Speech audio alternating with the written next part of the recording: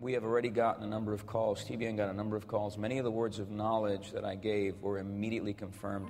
There was a woman watching, and when I said that there's a woman watching, you are paralyzed on the right side, your arm is withered, etc., and I told her to stretch her hand out. She actually stretched it out and was totally healed within about 35 minutes. And total miracle. It was really something. It was one of those moments that was just really quite significant. It was, but I want to preface what I'm about to talk about by the fact that I really truly in my heart of hearts believe that we're coming to a time in the move of God where we are going to see a fresh release of apostolic authority in power and in demonstration. Now, when I use the word apostolic, obviously I'm referring to that which takes place in the book of Acts and in the epistles and from the words of Paul and Jesus himself and Peter, but also apostolic in terms of the ability to reproduce. What makes something apostolic, or what makes a church apostolic, is its ability to reproduce. God saved you to reproduce. Jesus saved you to go and bear fruit, and that your fruit should remain. And so when we talk about apostolic power, one of the challenges that I think has taken place in the last 30 years in the charismatic movement is that we've gotten real excited about the prophetic, and then we got these folk that are excited about the apostolic. But in terms of the purpose for which apostles and prophets function together, we still haven't gotten there yet. Prophets tend to be kind of like they're out there doing their thing, but they don't really understand how to flow with apostolic authority. And apostolic authority, if it's kind of just into building without power, they end up not realizing that without the power of God, they can't get anywhere. It's just structure. And there has to come a blending and a coming together of apostolic and prophetic authority for the glory of God to be manifest. Look, for a moment, just before we get started, look with me in 1 Corinthians. Just go there with me. 1 Corinthians.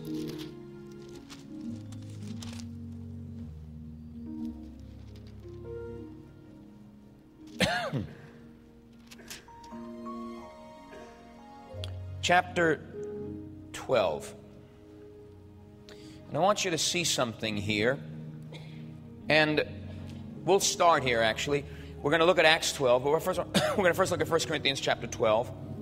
And in looking at this, here's what the new series is called. Ain't No Chains Holdin Me. Ain't No Chains Holdin Me. How to outsmart your enemy in the days of adversity. Everybody say, ain't no chains holding me. I'm going to learn how to outsmart my enemy in the days of my adversity. Now, as a child of God, you have to realize whether you like it or not, you're going to go through some adversity. And there's a reason you go through that adversity, because it is adversity that perfects your faith. When everything is going smoothly, you don't really need to exercise your faith. Come on, talk back to me this morning. It is adversity that enlarges and expands your capacity to move in faith. That's why in Timothy, Paul tells Timothy, fight the good fight of faith. In other words, Timothy, suffer hardship as a soldier of Christ. In other words, adversity is designed to perfect your faith and enlarge your capacity to outsmart the powers of darkness and gain territory in the spirit and in the natural. How many of you are interested in gaining some territory in your life? Okay, so enlargement is impossible in faith without some sort of adversity coming your way. Now, most people go to seminars on success to celebrate their strengths. I'm going to suggest to you, you can celebrate your strengths from now until Jesus comes and still never accomplish everything God has for you, because the real secret to success doesn't lie in your strengths. It lies in you knowing what your weakness is. It's called your personal constraint. When Peter is placed in prison by Herod, he is bound with 2 chains. There's no hope of escape. Peter is put in a condition where he has no way of getting out. But I want you to realize that the moment when Peter is put in that position, he has come to a place of the perfecting of faith in his life. He's been processed and he's overcome his need to keep giving into his personal constraints, which is what guarantees his success in the hour of his test. Are you with me? You don't get thrown in jail when you're a junior in faith class. There comes progressive testings in your life that bring you to greater manifestations of the power. But it requires that you pay attention to what God is dealing with in your life. And you can be sailing through life and operating in your gifts and operating in your strengths, but not paying attention to your constraints. The thing is, your success is totally tied to your ability to identify and deal with the thing that keeps tripping you up. Are you there? A constraint is something that holds you back, keeps you in check, and prevents you from going anywhere. For some people, it's impulsivity. For other people, it's impatience.